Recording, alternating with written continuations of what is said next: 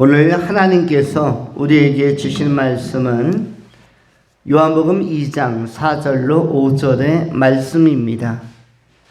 이제 하나님의 말씀을 받들어 봉독합니다.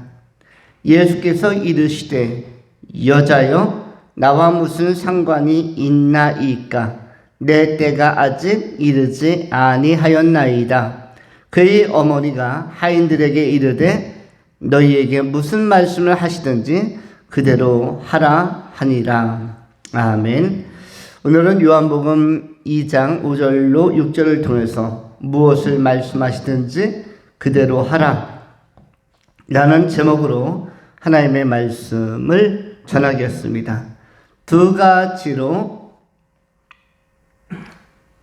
말씀 나누어 정돈하며 은혜 받겠습니다. 첫 번째,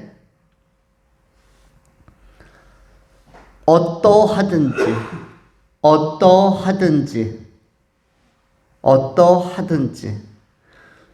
두 번째는 어디든지.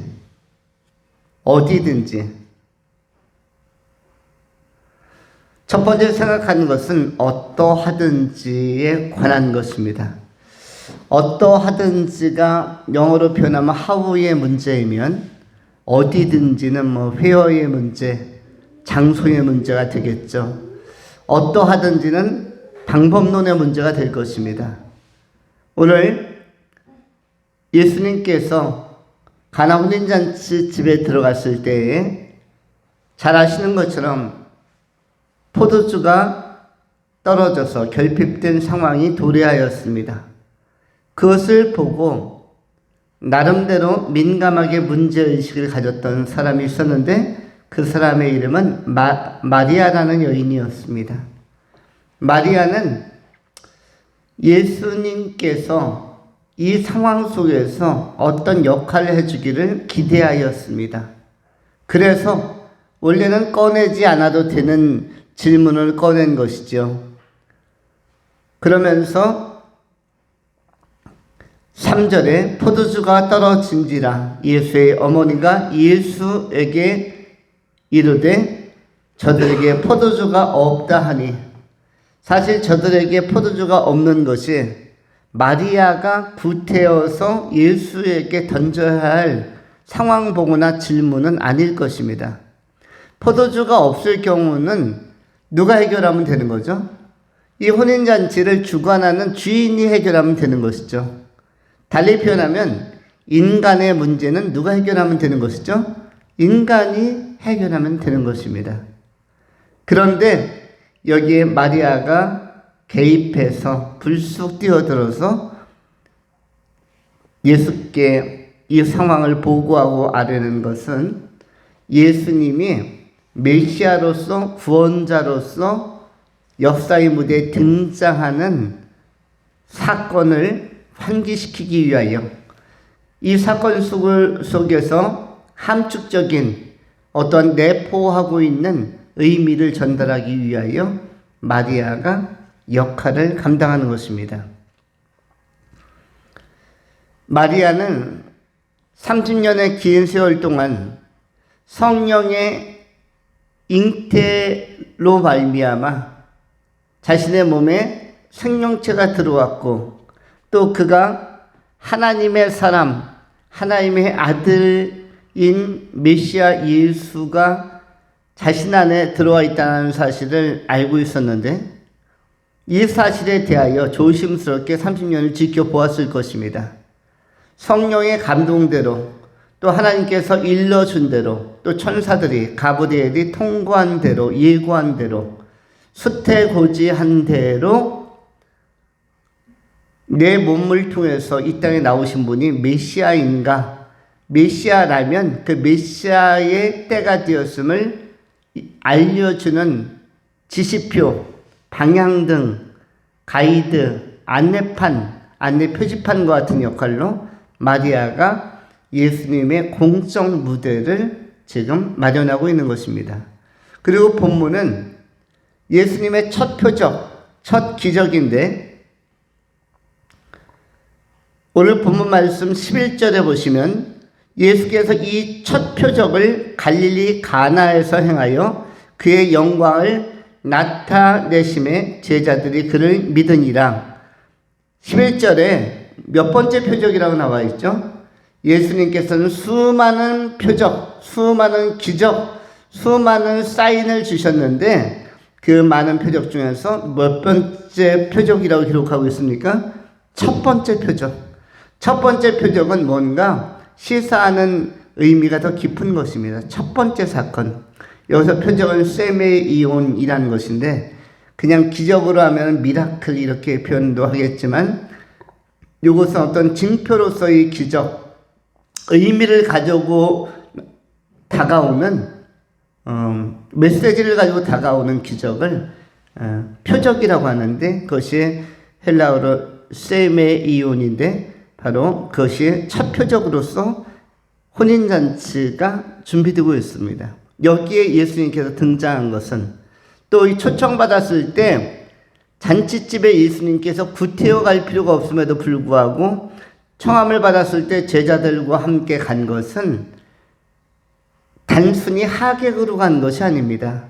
단순히 하객으로 간 것이 아니라 역사의 구주로, 신랑으로, 만인을 신부로, 하나님의 백성들 신부로 대하는 신랑으로서 역사에 등장하고 이 기쁜 혼인잔치에 들어오는 것입니다. 그러면서 주는 메시지가 무엇입니까? 당신의 삶이 무료할 때, 당신의 삶의 생기가 사라져갈 때, 그때의 희망과 소망과 생기를 주는 분이 신랑 되신 메시아 예수 그리스도이다.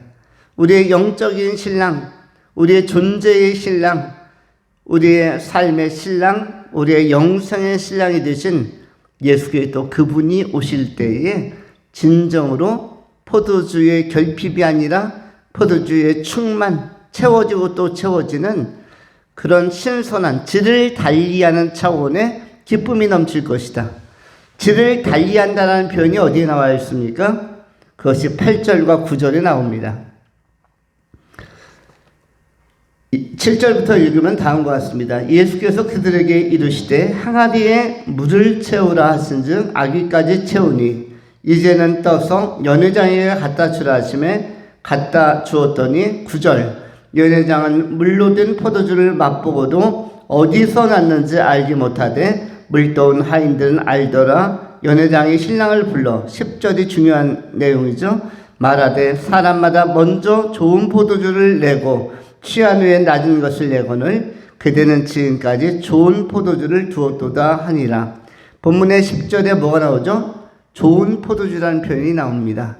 좋은 포도주는 무엇이죠? 질적으로 기존의 포도주와는 비교도 되지 않는 질적으로 매우 뛰어난, 매우 탁월한, 매우 우수한 이 말은 무엇이죠?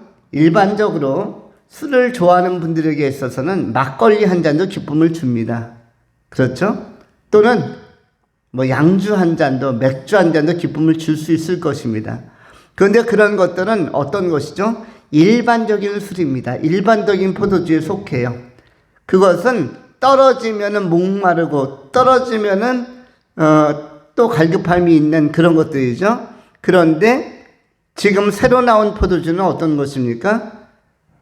지금까지와 비교할 수 없는 좋은 것, 새로운 차원의 기쁨, 새로운 차원의 새로운 수준에 있어서의 훨씬 더 고양되고 그리고 더욱더 고상하고 차원을 달리하는 더 좋은 기쁨의 요소를 오늘 포도주로 예수를 통해서 공급되어진 기쁨으로 소개하고 있는 것입니다. 이른바 새 부대의 새 포도주를, 새 부대라는 것은 바로 이전의 삶의 방식을 버리고 지양하고 예전의 삶의 방식을 청산하고 예수 그리스도 안에서 새롭고 살려고 하는 사람들 가운데 여기서 새 포도주는 무엇이 되겠습니까? 본문에 나오는 질이 좋은, 이렇게 지금까지 좋은 포도주라고 되어져 있는 차원이 다른 기쁨을 세상에 줄 수도 없는, 알 수도 없는 평안과 자유와 그리고 더욱더 고상한 그러한 고급한 충만한 절대 기쁨, 절대 즐거움을 주시겠다라고 약속하고 있는 것입니다. 이러한 삶의 방향에 있어서 우리가 소망하는 것은 신랑 되신 예수를 우리가 만날 수만 있다면, 오늘 본문에서도 예수님은 손님이 아니라 진짜 신랑으로 오신 것입니다. 역사의 신랑, 우주의 신랑으로서, 공생의 신랑으로서 공식적으로 등장하는 것이에요. 오히려 혼인잔치에 있었던 그 어떤 청년 신혼, 이 사람들은 계기가 되어지고 배경이 되어지는 것입니다. 그리고 정말 기쁨을 주는 신랑, 그리고 우리의 결핍과 공백을 채워주는, 우리의 공허를 채워주는, 우리의 절망과 허물을 채워주는 생명의 실체로서 예수님께서 기쁨으로 이 혼인잔치집에 오신 것이고 역사에 오신 것입니다. 이것은 나중에 요한계시록 14장에서는 어린 양의 혼인잔치로 나타나고, 그리고 또한 천국에 들어가게 되어질 때, 새 예루살렘에 들어가게 되어질 때 구원받은 성도는 예수 그리스도의 무엇으로서 가게 되어집니까? 신분이 예수 그리스도의 신부로서 가게 되어지죠.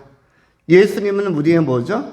신랑이고, 세상에 젖지 않은, 세상과 죄악 속에서부터 구별되어진 순전한 14만 4천이 하나님의 그 어린 양이 되어서 예수 그리스도의 신랑 되신 예수 그리스도를 맞이하는 모습이 요한계시록 14장에 나와져 있죠. 그때 우리의 위상과 위격은 무엇입니까? 우리의 신분은 신부로 제시되어 있죠. 이것이 요한계시록에 나오는 말씀입니다. 예수님은 우리의 무엇입니까? 신랑이시죠. 마태복음 25장에서도 열 처녀의 비유가 나오는데, 이 비유에서도 다섯 처녀는 등잔에 기름을 잘 준비했고, 다섯 처녀는 기름을 준비하지 못해서 밤이 깊어오매 꾸벅꾸벅 졸세. 갑자기 누가 찾아온다고 그럽니까? 신랑이 찾아왔을 때에 등잔에 기름이 준비되어 있지 않은 처녀는 무슨 처녀라고 그럽니까? 미련한 처녀. 그런데 다섯 처녀는 어떤 상태입니까? 등잔에 기름이 잘 준비되어져 있는, 깨어있는 처녀. 이런 처녀를 슬기로운 처녀 내지는 지혜로운 처녀라고 그렇게 소개하고 있습니다. 그렇다면은 여기서 슬기로운 처녀는 누구겠습니까? 예수 믿는, 예수의 말씀을 따르는 성도를 슬기로운 처녀, 다섯 처녀를 비유한 것이고, 등잔에 기름을 준비하지 않은 다섯 처녀는 무엇입니까?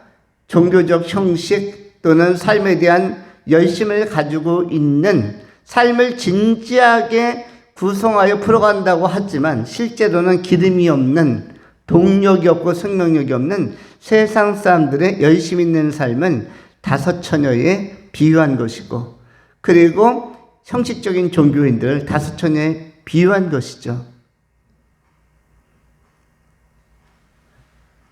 그런데 우리가 주목해야 될 것은 여기에 중심은 다섯 처녀도 아니요, 등잔에 기름을 준비한 다섯 처녀도 아니요, 기름을 준비조차 한 다섯 처녀도 아니며, 열 처녀보다 더 중요한 게 누구이죠? 오시는 예수, 신랑이 반드시 온다는 사실입니다.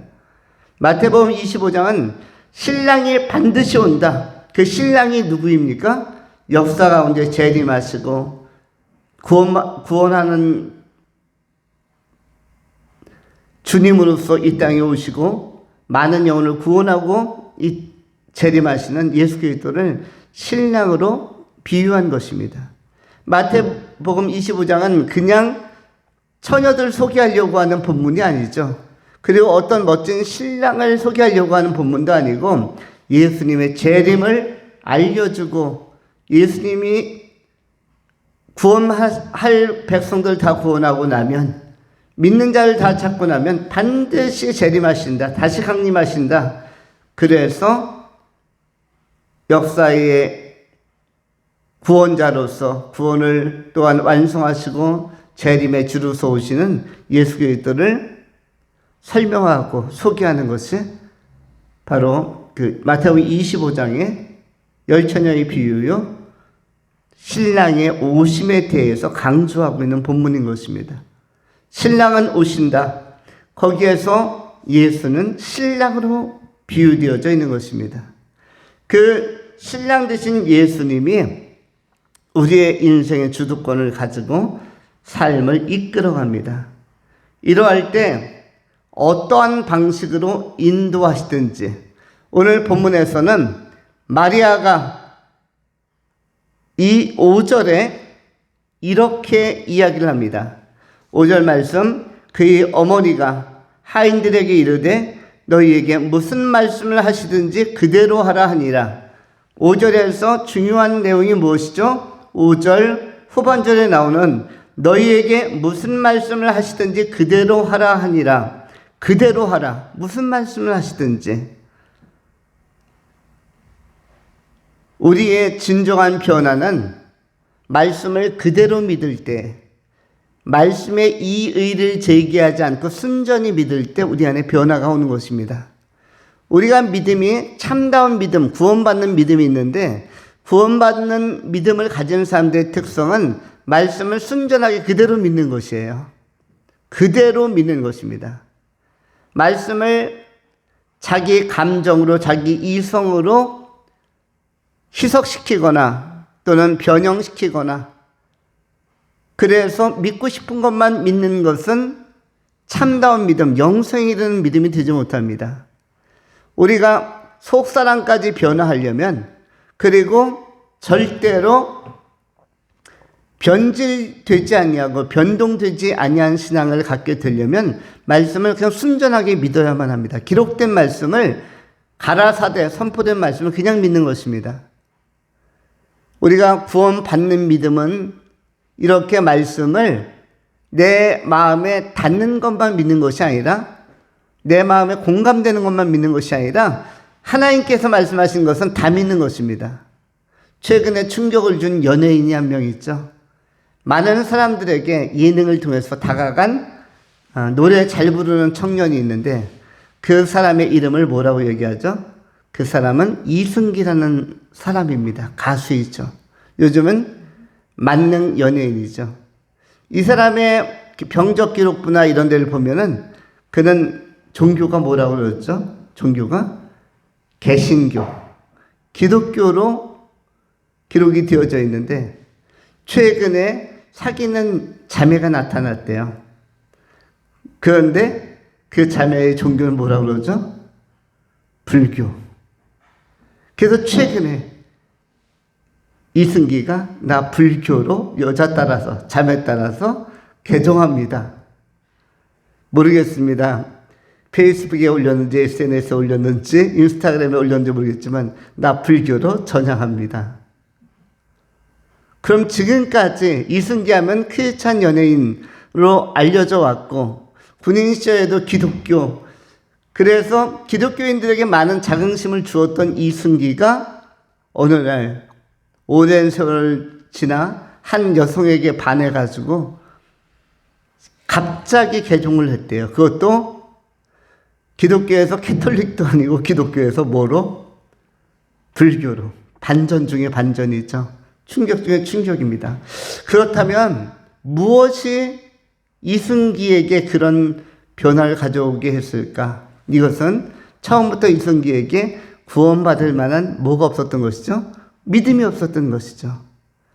구원받을 만한 믿음이 없었던 것입니다. 그도 예배를 드렸을 것이고, 그도 성경을 공부했을 것이고, 성경을 읽었을 수도 있는데도 불구하고 구원받을 만한 믿음이 생기지 않은 이유가 있다면 무엇일까요? 그것은 내 감정에 맞는, 내 마음에 맞는 것들만 받아들이고, 받아들이기 어려운 말씀들, 이 말씀이 어렵도다 해서 마치 요한복음 6장에서 예수님께서 성육신과 십자가에 못 박히신과 부활을 이야기하니까 허다한 무리가 떠나간 것처럼 떠나간 자들에게는 무엇이 없는 것이죠? 영생이 없는 것이죠. 예수님께서 끝까지 남은 제자들에게 뭐라고 말씀합니까? 너희도 가려느냐 했을 때 제자들이 뭐라고 얘기합니까? 영생의 말씀이 여기 있사오매 우리가 네게로 가오리까. 영생의 말씀, 영생의 문제를 가지고 대답을 합니다. 결국 우리는 천국에 가느냐 가지 못하느냐의 싸움인 것이에요. 신앙은 타 종교를 우리가 굉장히 위험하게 보거나 이단을 굉장히 조심스럽게 보는 것은 구원을 못 주기 때문입니다. 결국 지옥에 떨어지는 결론으로 끌고 가기 때문에 사람을 속이고 기만하는 행위, 종교 행위이기 때문에 그것은 기독교의 탈과 모양을 빌리긴 했으나 구원으로 인도하지 못하기 때문에 우리는 이단 안 된다고 하는 것입니다. 이단에 속한 사람들이 기독교인들보다 또는 구원받은 백성들보다 더 착하지 않아서가 아니라 또 더 미련해서가 아니라 그들도 착하고 재능도 있고 지혜롭고 용모도 준수하고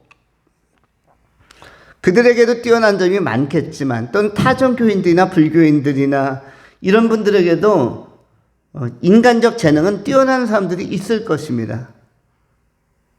손흥민이란 축구선수의 종교가 뭔지 모르겠으나 그가 기독교인인지 아닌지는 잘 모르겠어요. 이영표는 기독교인인 것이 틀림없지만 손흥민은 그 이영표보다 더 유명하고 축구를 더 잘하는 사람임에도 불구하고 재능은 뛰어나지만 기독교인인지는 우리가 알 수 없습니다. 이 말은 타 종교인이나 종교를 안 가지고 있다 할지라도 재능이나 재질이나 세상적인 명성이나 부유는 더 높을 수도 있는 것입니다.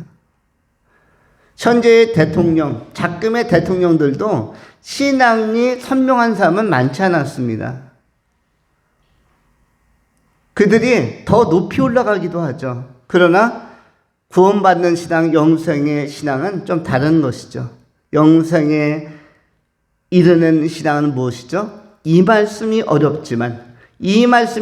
어렵지만 어렵다고 거기서 끝내는 것이 아니라 어려운 말씀은 그야말로 하나님께서 나에게 비밀하게 풀어주지 아니하고 선물로 주셨다 이렇게 받아들이고 가는 삶인 것이죠. 우리는 모든 걸 알고 가는 존재가 아닙니다. 여러분 이 세상에 있는 세상적 정보나 지식 다 알고 인생을 살고 있습니까? 우리가 모르는 건 너무나 많습니다. 우리는 대부분 모르고 사는 것이에요. 일부 필요한 것들만 배우고 습득하고 중요시하면서 삶을 살아가는 것이지 세상에 있는 다양한 지식이나 정보나 상식에 대하여 또 전문성에 대하여 모르는 것이 훨씬 많습니다. 삶에 필요한 것들만 몇 개 건져서 삶을 가져가는 것이죠. 말씀도 마찬가지입니다. 우리가 창세기 1장 1절부터 요한계시록 22장까지 다 알고 믿는 것은 아니죠.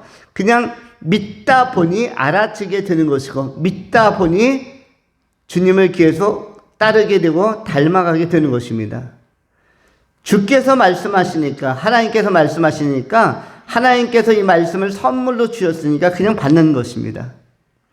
선물을 많이 받는 사람들 하나하나 다 안 열어봐도 생일을 맞이했을 때 친구들이 선물을 한 30여 개 가져왔을 때 하나하나 보냈을 때 열어볼 수도 있지만 몇 개 열어보고 시간이 없으면 피곤하면 못 열어볼 수도 있죠. 못 열어봤어도 선물을 주신 그 대상을 기억할 때마다 기분이 좋고 느낌이 좋고 감사함이 있기 때문에 안 열어본 상자도 고마운 것입니다. 아직 못 읽은 편지도 귀한 것이죠. 선물을 준 사랑의 마음, 애정의 마음, 그리고 친밀함의 마음을 전해준 것만 해도 감사하죠. 내가 아직 개봉하지 못한 것, 읽지 못한 것이 중요한 것이 아닙니다. 그것을 귀한 분이, 소중한 분이 나에게 주었다는 사실 자체가 기쁜 것입니다. 신앙적인 측면에서도 또 성경과 말씀의 측면에서도 내가 깨달아지지 못한 말씀들, 이해하기 어려운 말씀, 이런 말씀들은 다 뭐라고 생각하시면 좋습니까? 아직 풀어보지 않은 선물 상자, 아직 읽어보지 않은 편지. 그러나 그 선물을 하나님이 주셨기 때문에 인생이라는 삶의 여정 동안에 하나님께서 주신 선물이요 말씀이기 때문에 이것이 풀어본 것도 귀하고 풀어보지 않은 것도 귀하고, 쉽게 표현하면 내가 깨달은 말씀도 귀하고 깨닫지 못한 말씀도 귀하고, 받아들이는 말씀도 귀하고 받아들이지 못한 말씀도 귀하고, 해석된 말씀도 귀하고 해석하지 못한 말씀도 귀하고, 내가 제대로 들은 말씀도 귀하고, 내가 아차하는 동안에 깜빡 졸다가 지나간 말씀도 귀하고. 우리가 예배를 드리다 보면 여러분 말씀을 100% 다 듣습니까? 저는 다 들어야 된다고 생각하지만 선포하는 그 메신저의 입장에서는 성도가 그 설교의 내용을 하나도 놓치지 않고 다 들어야 된다고 생각을 하지만 실제로는 성도 입장에서는 몇 프로 정도를 듣습니까? 제 생각에는 한 40% 정도 듣고 받아들이지 않을까. 60%는 다른 생각하다가 놓치거나 졸다가 놓치거나 딴청 피우다가 놓치거나, 제 생각엔 60% 정도는 놓치지 않을까. 현대인들은 특별히 피곤에 많이 쫓기기 때문에 자기도 모르게 예배에 30분 내내 집중하기가, 설교에 계속 집중하기가 쉽지 않을 것입니다. 특별히 어린 아이들, 아동부 아이들이 어른들과 동일한 메시지를 듣게 되어지면 그들이 몇 프로나 자기의 말씀으로 받아들여서 깨달을까요? 30분 설교면은 좋지만 어떤 경우는 40분 설교가 될 수도 있고 50분 설교가 선포된 경우도 있는데, 아동부 기준으로 이 아이들이 몇 프로 정도를 듣고 수용할까요? 어른들도 30분, 40분, 50분 내내 집중해서 그걸 다 수용하기가 어려운데, 아이들 입장에서는 제 생각에는 50분 중에 40분 중에 10분 정도의 메시지만 들어올 것입니다. 그러면 나머지 70% 이상, 80% 이상의 메시지는, 그것도 다 중요한 메시지인데 어떻게 할까요? 들은 말씀도 귀한 것이고 듣지 못한 말씀도 귀한 것입니다. 다 나에게 주신 말씀이구나. 내가 풀어본 상자도, 선물도 귀하고 안 풀어본 것도 귀하고 다 귀한 것이구나. 이런 자세를 가지고 말씀을 대하는 사람들이, 그리고 주님을 계속 따라가는 사람들이 결국은 어디에 간다? 천국에 가는 사람들이고, 이러한 사람들은 변절치도 아니하고 변개치도 아니하며 동일성과 그리고 항상성과 그리고 온전성을 가지고 믿음의 주요 온전케 하신 예수를 따르면서 천국까지 가는 것입니다. 믿음의 선배들도 이렇게 인생길을 걸어갔습니다. 아브라함과 같은 사람도 바울에 의하면 아브라함을 어떻게 평가하죠? 갈 바를 알지 못하고 믿음으로 살아가는 사람, 갈 바를 알고 살아가는 사람이라고 그렇게 아브라함을 평가하지 않았습니다. 바울이 볼 때 아브라함은 갈 바를 알지 못하고 살아가는 사람이었습니다. 우리도 마찬가지입니다. 갈 바를 다 알고 살아가는 사람이 아니요, 모든 것을 다 정확하고 적확하게 알고 이해하고 살아가는 것이 아닙니다. 말씀도 마찬가지입니다. 성경이 아직 읽지 아니한 말씀도 내게 주신 하나님의 말씀, 내가 읽었던 부분도 하나님께서 내게 주신 말씀, 내가 깨달은 말씀도 하나님께서 내게 주신 말씀, 깨닫지 못한 말씀도 하나님께서 내게 주신 말씀, 내게 주신 말씀은 모두가 귀하다. 하나님이 주셨으니까. 이렇게 이런 자세로 살아간다면, 이런 자세로 살아가는 사람들이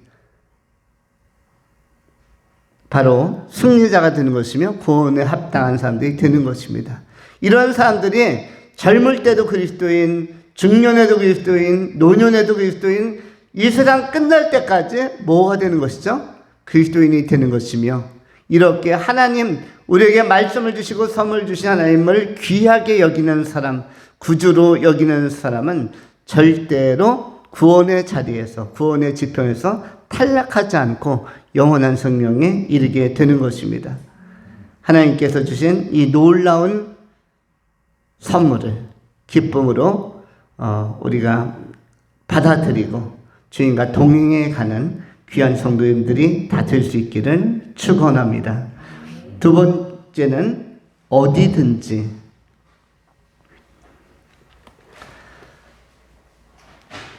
오늘 본문에는 물로 포도주를 만드는 사건이 발생합니다. 물이 포도주가 되는 변화가 일어납니다.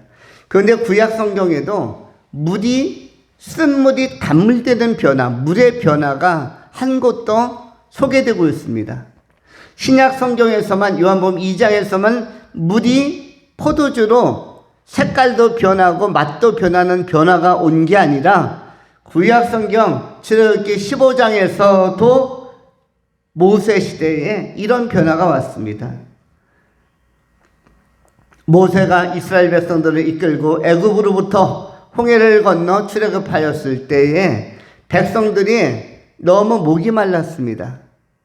왜냐하면 애굽에서 수통을 차고 물통 하나씩 가지고 달려나온 것이 아니라 그야말로 바로가 쫓아오고 애굽의 병사들이 쫓아오니까 죽기 살기로 일단 도주부터 한 것이고 출애굽 엑소더스 일단은 달리기 시작한 것입니다. 여러분, 달리고 그리고 빠른 걸음으로 속보로 도주하게 되어지면 헉헉될 것이고 체력도 떨어질 것이며 또 뜨거운 중동의 그 시나이 반도는 굉장히 뜨거운 사막의 열기가 불어오는 곳인데 그 더운 곳에서 얼마나 목이 말랐겠습니까? 그래서 사람들이 이제 홍해를 건너고 나니까 제일 먼저 찾은 게 무엇이죠? 출애굽기 14장은 홍해의 이야기가 나옵니다. 홍해가 갈라졌다가 다시 붙었고 그리고 미리암이 노래를 부르죠. 드디어 바로와 그 병사들이 수장이 되어서 다 멸절되었고 원수의 세력은 이제 멸망하였고 우리는 자유의 땅, 하나님을 예배할 수 있는 하나님 앞에 거룩한 산제사를 드릴 수 있는 이런 이스라엘 가나안 땅 쪽으로 방향을 잡을 수 있었기 때문에 미리암도 아론도 모세도 찬미를 합니다. 출애굽기 15장 19절에 미리암의 노래가 나옵니다. 바로의 말과 병거와 마병이 함께 바다에 들어가매 여호와께서 바닷물을 그들 위에 되돌려 흐르게 하셨으나 이스라엘 자손은 바다 가운데서 마른 땅으로 지나간지라. 아론의 누이 선지자 미리암이 손에 소굴을 잡으매 모든 여인도 그를 따라 나오며 소굴을 잡고 춤추니 미리암이 그들에게 화답하여 이르되 너희는 여호와를 찬송하라. 그는 높고 영화로우심이요 말과 그 탄자를 바다에 던지셨음이로다 하였더라. 이렇게 출애굽의 감동과 감격을 많은 여인들이 요즘으로 치면은 미리암과 성가되겠죠.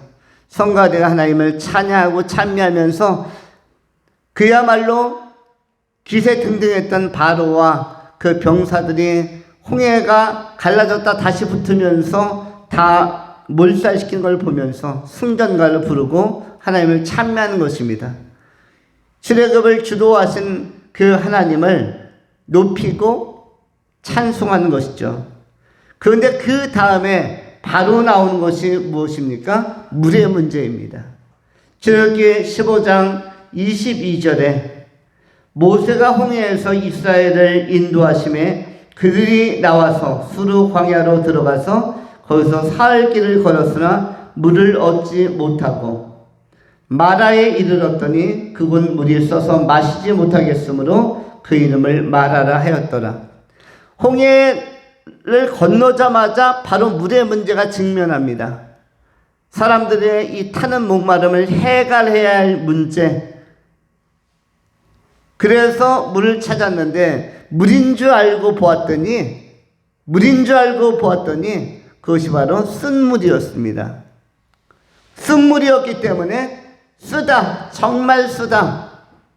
그래서 이름을 마라라고 붙였습니다. 우리 인생에도 쓴맛을 볼 때가 있다고 했죠. 우리가 지난 주일 설교 때도 인생에서 쓴맛을 볼 때, 포도주가 떨어져 갈 때, 기쁨이 떨어져 갈 때, 인생의 쓴맛, 떫은 맛, 신맛이 다가올 때, 인생에도 여러 꿈도 또 여러 열망도 재미난 요소들도 사라져 갈 때, 그럴 때 우리가 예수를 정말 참 기쁨을 주는, 이 포도주는 요한복음 2장에서 기쁨이라고 했죠. 그 원어의 의미가 기쁨이라는 의미인데, 예수 그리스도를 통해서 기쁨을, 신앙을 통해서 기쁨을 찾아야 된다는 사실을 우리가 한번 확인했습니다.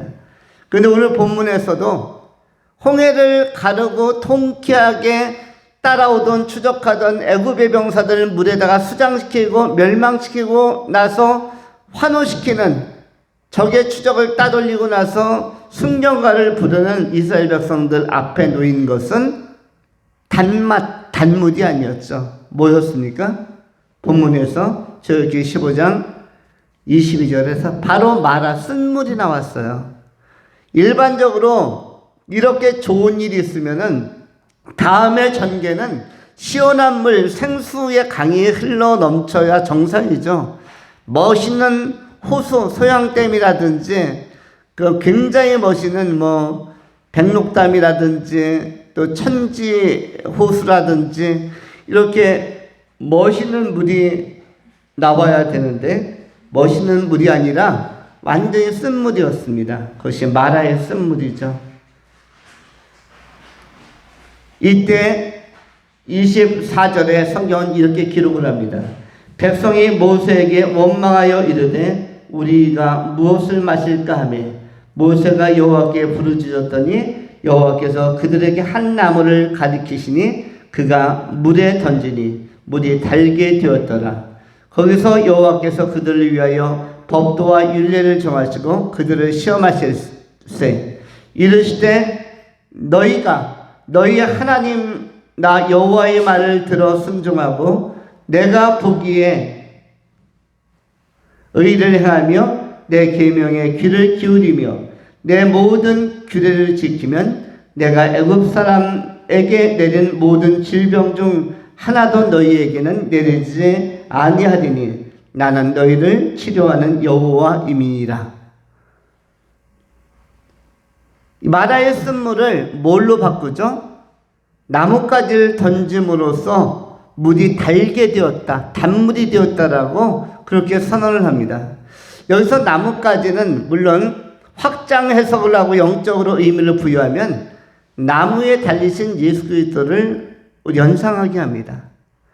아주 쓰디쓴 물에 무엇을 던졌더니 나뭇가지를 던졌더니 어떻게 그 거대한 물이 쓴 호수가, 여러분이 실제로 가본 호수를 생각해 보십시오. 그 호수가 어떤 호수이든 신갈 호수도 있을 것이고 고삼 호수도 있을 것이고 소양 호수도 있을 것이고 큰 물이 다 쓴 물이었는데 거기다 나뭇가지라는 거 딱 하나, 조그만 가지 하나, 나무 하나 던졌더니 그것이 단물이 되었다.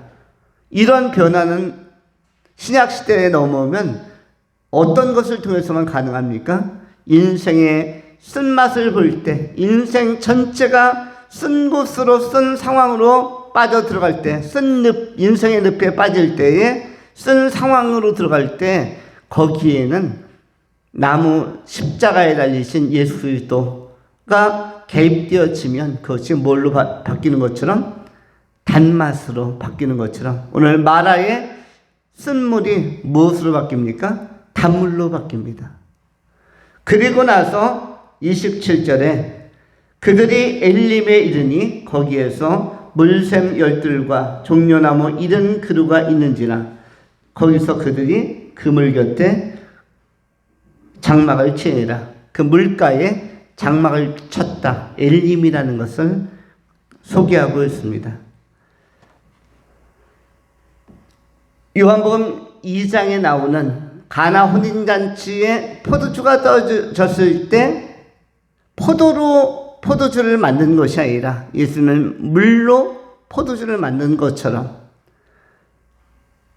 출애굽기 15장에서는 출애굽이 끝남과 동시에 백성들이 목말랐을 때에 그들의 목마름을 해결하는, 그들의 그 마라에 쓴 물의 문제를 해결하는 것은 다른 것이 아니라 하나님께서 개입하셔서 나뭇가지를 던졌을 때 단물이 된 변화처럼 인생에 있어서도 정말 쓴맛을 보게 되어질 때, 인생이 허무해질 때, 인생이 피폐해지고 빈핍해질 때, 궁핍해질 때, 더 이상 피할 곳이 없을 때, 그때 우리도 십자가에 달리신 십자가, 그 골고다 언덕에서 나무 십자가를 지고 인류의 죄를 대속하기 위하여 골고다 언덕의 십자가에 오르신 예수를 기억하면서 살아간다면, 십자가에 달리신 예수를 내 삶의 한계상 굉장히 쓴 자리에 모실 때에 우리는 그 주님과 함께하는 길은 어느 길이든 어디로 가든 우리는 형통하며 그 가운데는 생명이 있고 행복이 있고 삶의 단맛이 다시 찾아오게 되는 것입니다. 우리는 이것을 경험하면서 살아가는 사람들입니다. 예수님께서는 이러한 백성들을 어떻게 격려하고 또 어떠한 방식으로 그 삶의 미래에 대해서 제시해 주고 있습니까? 잘 아시는 마태복음 16장의 말씀 가운데 예수님께서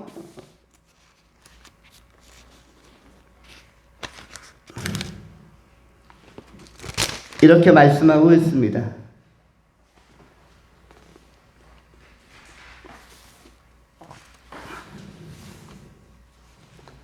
누구든지, 예수께서 제자들에게 이르시되 누구든지 나를 따라오려거든 자기를 부인하고 자기 십자가를 지고 나를 따를 것이니라. 누구든지 나를 따라오려거든 자기를 부인하고 자기 십자가를 지고 나를 따를 것이니라.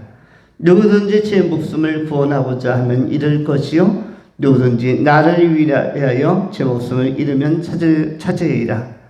십자가를 지고 따르라고 말씀해 주셨습니다. 십자가에 못 박히신 예수와 더불어서 우리가 우리 주님께서 어느 길로, 어떤 방식으로, 어떠한 상황으로 인도하실지라도 믿음으로 따라가는 것이 바로 구체적으로 우리가 져야 하는 십자가입니다. 십자가는 다른 것이 아니라 주께서 말씀하시면 말씀하시는 대로 믿는 것이고, 인도하시면 인도하시는 대로 따라가는 것, 그것이 십자가를 지는 것입니다. 주님께서 어떠한 상황이든지 주님께서 허락하신 상황이면 순종하면서 감사하면서 따라가는 것, 그것은 십자가라고 하는 것입니다. 여러분은 지금 인생의 십자가를 지고 있는 삶의 한복판에서 오늘 하루도 보낸 것입니다. 오늘 하루는 어떤 날이었습니까? 십자가 지고 걸어간 하루였습니다. 여러분이 직장을 출근하든 밥을 먹든 쉼을 갖든 산책을 하든 오늘 하루의 일상도, 지난 한 주간의 일상도, 또 내일도 십자가를 지고 걷는 제자의 길이 될 것입니다.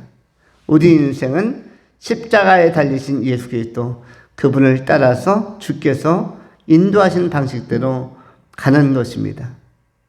자기 십자가는 이렇게 주님과 함께, 주님께서 어떤 것을 말씀하시든 어떤 방식으로 인도하시든 어디로 이끌어 가시든 어떤 상황으로 우리를 지도하시든 이 일을 제기하지 않고 감사함으로 그리 아니하실지라도 다니엘의 고백처럼 끝까지 따라가는 것을 십자가를 지고 걷는 제자의 길이라고 하는 것입니다. 그 제자가 인생의 마지막 날을 살게 되었지만 그 다음 날은 어디에 가는 것이죠? 천국에 들어가게 되는 것입니다.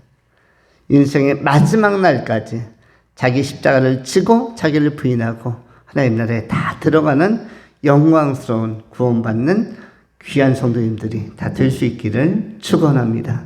기도하겠습니다. 할렐루야. 존귀하신 하나님 감사합니다. 오늘도 생명 말씀을 통해서 힘을 얻고 또 우리의 삶 속에 무디 포도주 되는 변화를 그리고 질적으로 너무나 좋은 삶의 방식으로 삶의 내용으로 이끌어 주실 것을 믿고 마라의 쓴물이 나뭇가지가 던져졌을 때 단물로 변하는 것처럼 또 엘림의 시원한 생명의 센터에서 우리가 좋은 열매를 맺으며 살아가는 것처럼 우리가 예수 그리스도 안에서 진정한 자기 십자가를 지고 걷는 믿음의 종들이 다 됨으로 신실한 제자의 도를 걸어가게 하시고 하나님의 영광 앞에 이르르며 모두가 천국에 다 들어가는 귀한 성도님들이 되어지도록 선하게 인도하여 주시옵소서. 우리 구주 예수 그리스도 이름으로 감사하며 축복하며 기도하옵나이다. 아멘.